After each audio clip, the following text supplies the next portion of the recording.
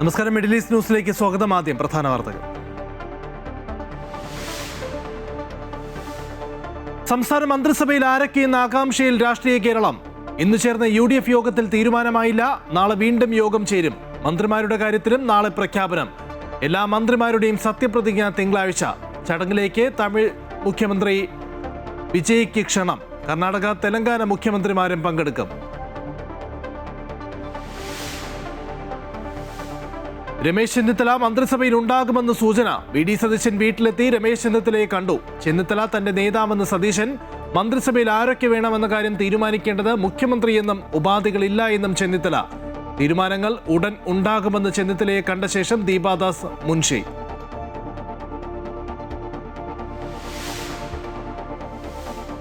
നിയുക്ത മുഖ്യമന്ത്രി VD സതീശൻ മുൻ മുഖ്യമന്ത്രി പിണറായി വിജയനുമായി കൂടിക്കാഴ്ച നടത്തി. പ്രധാന കാര്യങ്ങളിൽ ഒരുമിച്ച് നിൽക്കാൻ കഴിയട്ടെ എന്നും മുൻ സർക്കാരിന്റെ പദ്ധതികൾ നിർത്തില്ല എന്നും VD സതീശൻ. സർക്കാരിന്റെ ശൈലി മാറ്റം പ്രഖ്യാപിച്ച് VD സതീശൻ. ആർഭാടങ്ങൾ പരമാവധി ഒഴിവാക്കും. യാത്രയിൽ പൈലറ്റും എസ്കോർട്ടും മാത്രം മതിയെന്ന് പോലീസിന് നിർദ്ദേശം.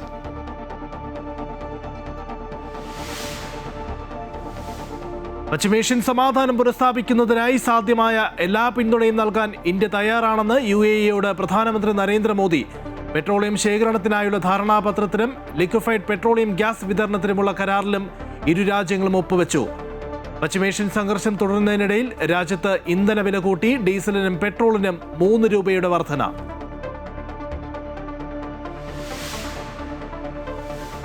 സംസ്ഥാനത്തെ SSLC പരീക്ഷാഫലം പ്രഖ്യാപിച്ചു. 99.07% വിജയം. ഉന്നത വിദ്യാഭ്യാസ യോഗ്യത നേടിയത് 4,14,290 വിദ്യാർത്ഥികൾ.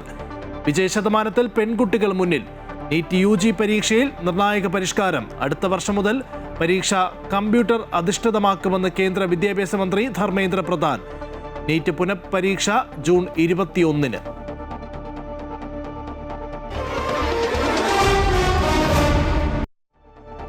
വിശദമായ വാർത്തകളിലേക്ക്. VD സതീശൻ മന്ത്രിസഭയിൽ ആരൊക്കെ ഏതൊക്കെ വകുപ്പുകൾ എന്നതിൽ ആകാംക്ഷ തുടരുകയാണ്. ഇന്ന് ചേർന്ന UDF യോഗത്തിൽ ധാരണയായില്ല. നാളെ വീണ്ടും ചർച്ച നടത്തും. അതിനുശേഷമായിരിക്കും മന്ത്രിമാരുടെ കാര്യത്തിലും വകുപ്പിലും അന്തിമ തീരുമാനമെടുക്കുക. അതേസമയം മുഴുവൻ മന്ത്രിമാരും തിങ്കളാഴ്ച തന്നെ സത്യപ്രതിജ്ഞ ചെയ്യും.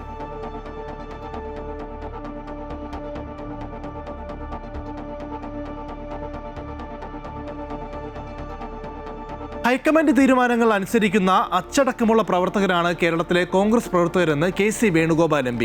പാർട്ടി തീരുമാനം അംഗീകരിച്ച് മുന്നോട്ട് പോവുക എന്നതാണ് ഓരോ പാർട്ടി പ്രവർത്തകന്റെയും ഉത്തരവാദിത്തമെന്നും അദ്ദേഹം പറഞ്ഞു. സൈബർ ആക്രമണങ്ങളിൽ ഒരുപാട് പിച്ച് ചീന്തിയില്ലേ എന്ന വൈകാരിക പ്രതികരണവും അദ്ദേഹം നടത്തി. കഴിവുള്ള മന്ത്രിമാർ ഈ മന്ത്രിസഭയിൽ ഉണ്ടാകുമെന്നും KC വേണുഗോപാൽ തിരുവനന്തപുരത്ത് പറഞ്ഞു. ഇനിയെങ്കിലും ഇവിടെ ഒരു ഗവൺമെൻറ് വന്നു, നല്ലൊരു ഗവൺമെൻറ്, ജനങ്ങൾക്കാണെങ്കിൽ നല്ല പ്രതീക്ഷ. ആ പ്രതീക്ഷകൾക്കനുസരിച്ച് ഗവൺമെൻറ്റിന് പോകാൻ അവസരം കൊടുക്കുക, മറ്റ് വിവാദങ്ങളിലേക്ക് തൽക്കാലം പോകാതിരിക്കുക.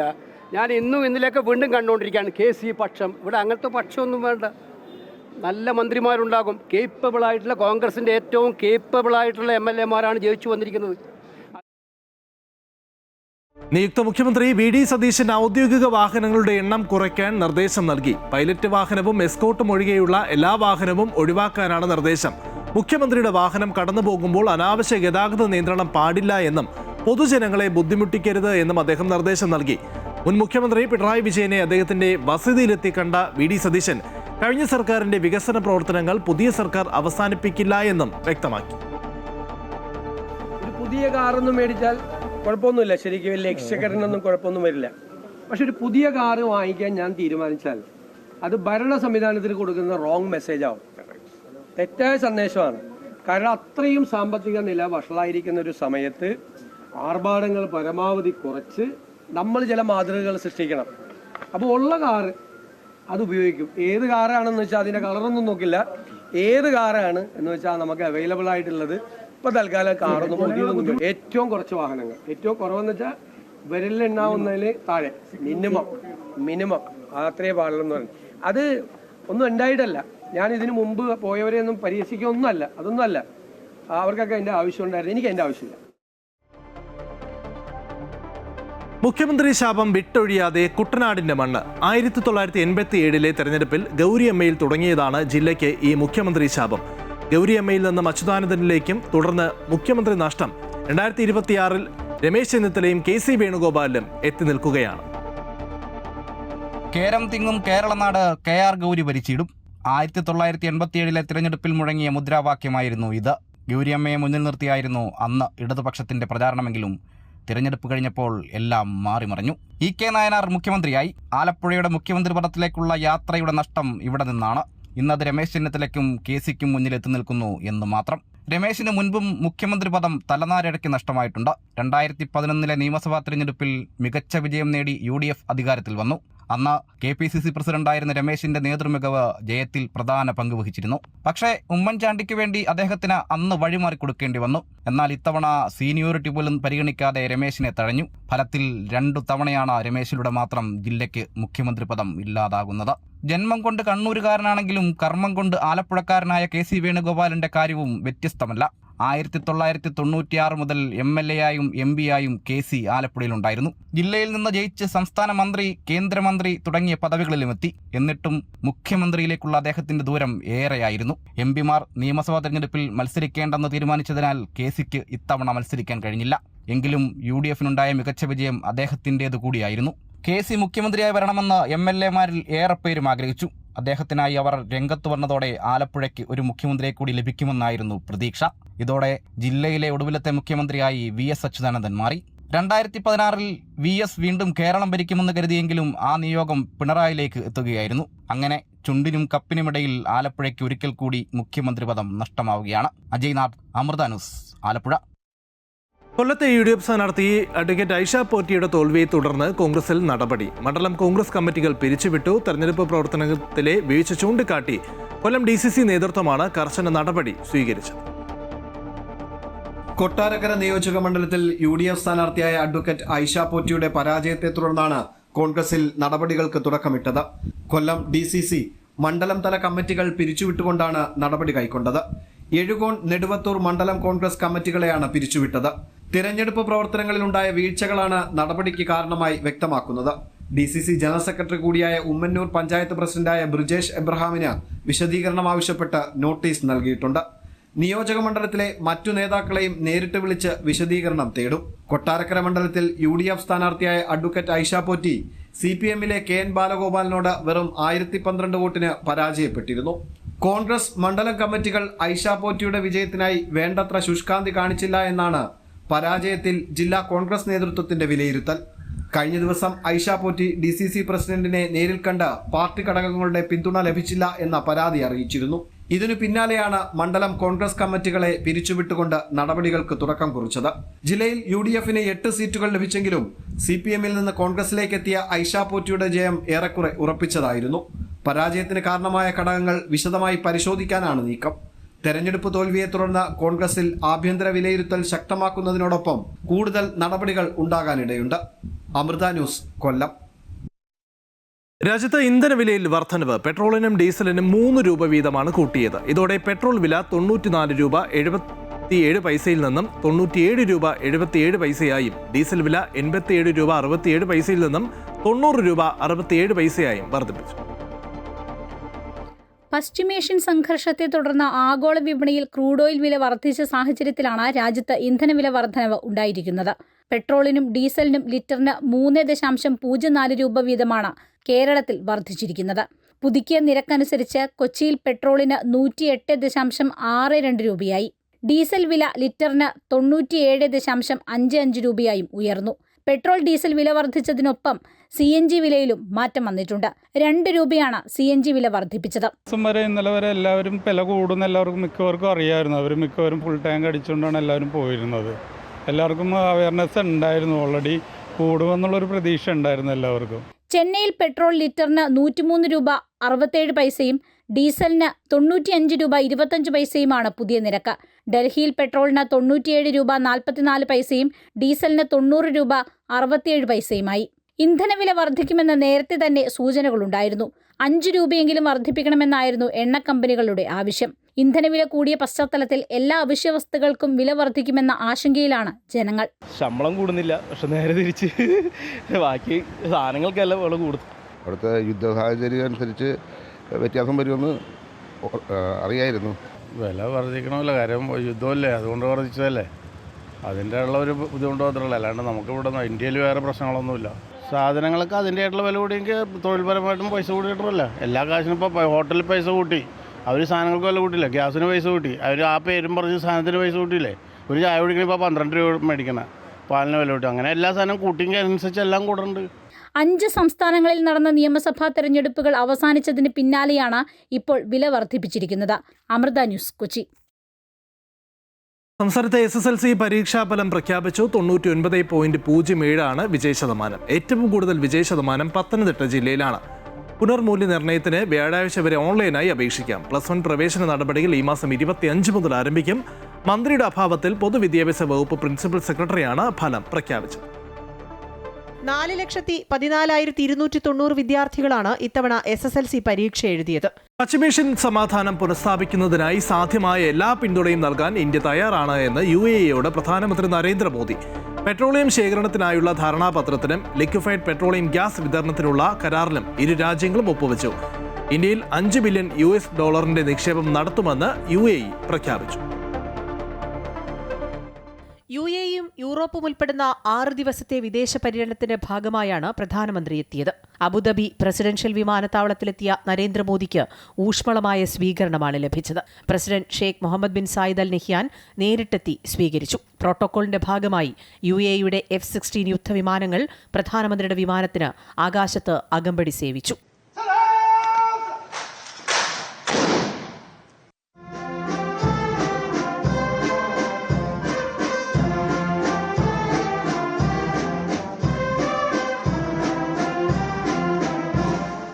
President Sheikh Muhammad bin Zayed Al നഹ്യാനുമായി കൂടിക്കാഴ്ച നടത്തിയ മോദി പശ്ചിമേഷ്യൻ യുദ്ധത്തിനിടയിൽ UAE-ക്ക് നേരെയുണ്ടായ ആക്രമണങ്ങളെ ശക്തമായി അപലപിച്ചു. സമാധാനം പുനഃസ്ഥാപിക്കുന്നതിനായി സാധ്യമായ എല്ലാ പിന്തുണയും നൽകാൻ ഇന്ത്യ തയ്യാറാണെന്ന് പ്രധാനമന്ത്രി പറഞ്ഞു.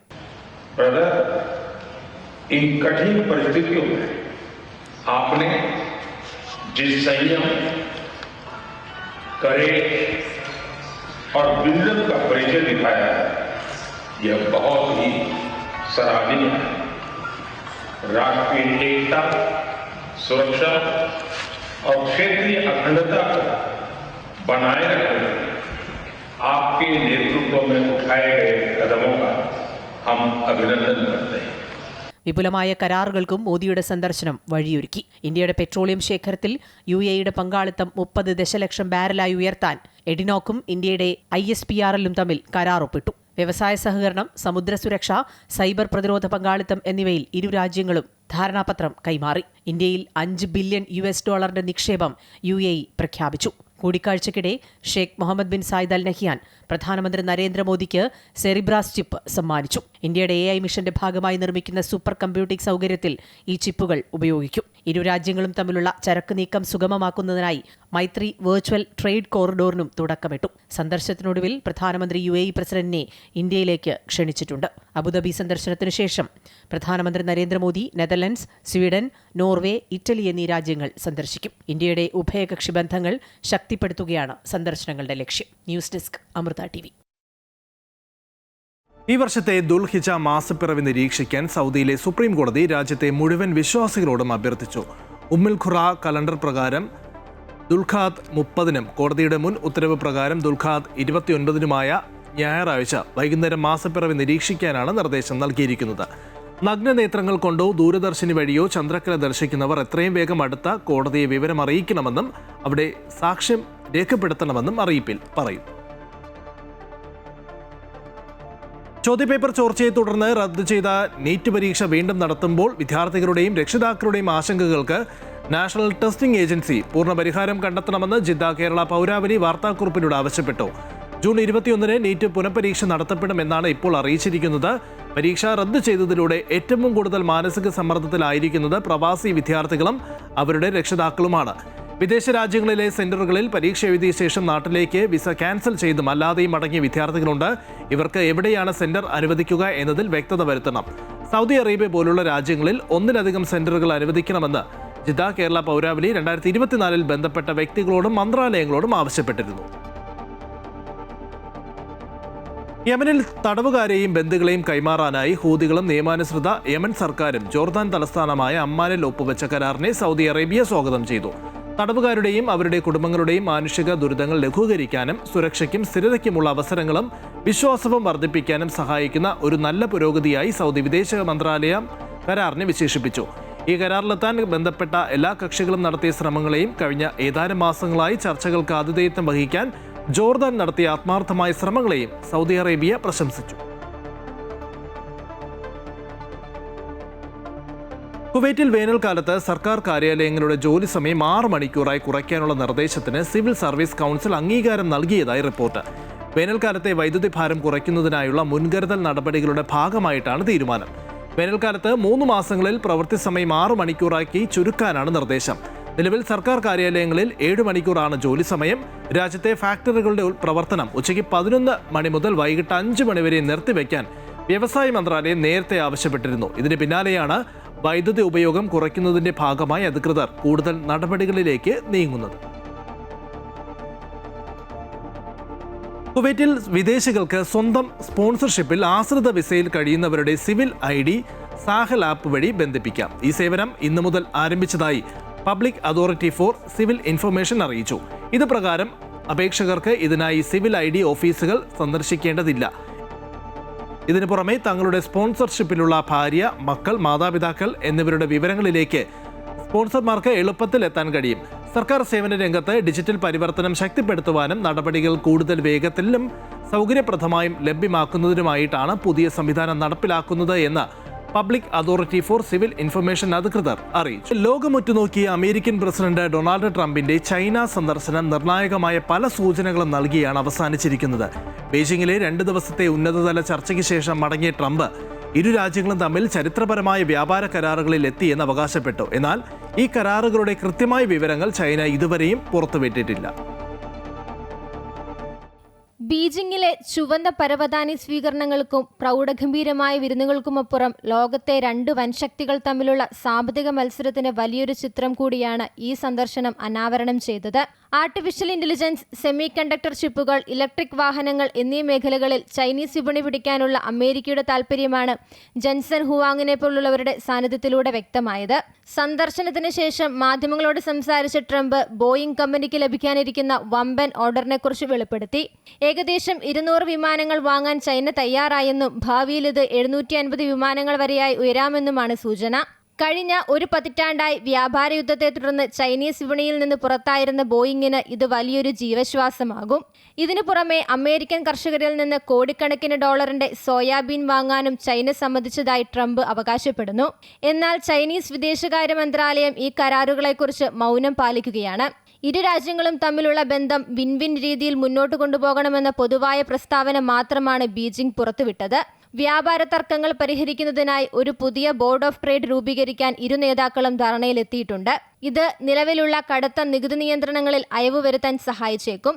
ചർച്ചകളിൽ സാമ്പത്തിക വിഷയങ്ങൾക്കൊപ്പം തന്നെ ആഗോള രാഷ്ട്രീയവും ഇടം പിടിച്ചു.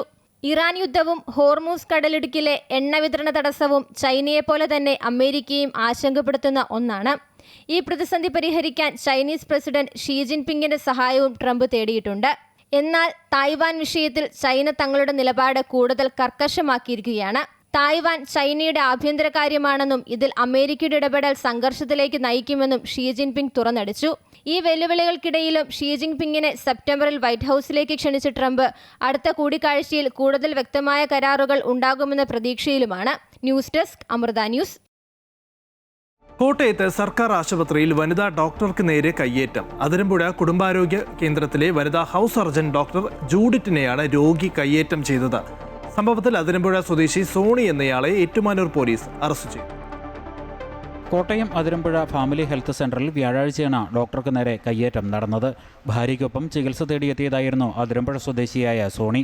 ഇരുവരും പ്രമേഹ രോഗികളാണ്. ഇൻസുലിൻ നൽകണമെന്ന ആവശ്യത്തെ ചൊല്ലിയുള്ള തർക്കത്തിനിടെയാണ് ഇയാൾ ഡോക്ടറെ കയ്യേറ്റം ചെയ്തത്. വനിതാ ഹൗസ് സർജൻ ഡോക്ടർ ജൂഡിറ്റിന് നേരെയാണ് അപ്രതീക്ഷിത ആക്രമണം ഉണ്ടായത്. ഡോക്ടറുടെ താടിയിൽ ഇയാൾ ഇടിച്ചതായും പരാതിയുണ്ട്. OP-യിൽ പേഷ്യൻ്റ് വന്നപ്പോഴത്തേക്കിനും അവർക്ക് ഇൻസുലിൻ വേണമെന്നുള്ളൊരു ആവശ്യമായിട്ടാണ് വന്നത്. അപ്പോൾ കുറച്ച് മാസങ്ങളായിട്ട് ഷുഗർ ചെക്ക് ചെയ്തിട്ടില്ലായിരുന്നു. അപ്പോൾ ഇത് പറഞ്ഞിട്ടാണ് ആക്ച്വലി ആദ്യം പ്രശ്നങ്ങളെല്ലാം തുടങ്ങുന്നത്. പിന്നെ പുള്ളിക്കാരൻ ആദ്യം ഇരുന്ന് എന്നെ ഭയങ്കര മോശമായിട്ട് സംസാരിക്കാൻ തുടങ്ങി. നിങ്ങൾ ഡോക്ടറാണോ, നിങ്ങൾക്ക് ക്വാളിഫിക്കേഷൻ ഉണ്ടോ, നിങ്ങളുടെ സർട്ടിഫിക്കറ്റ് എന്ത് ചെയ്യും, ഇങ്ങനെയുള്ള കാര്യങ്ങൾ സംസാരിക്കാൻ തുടങ്ങി.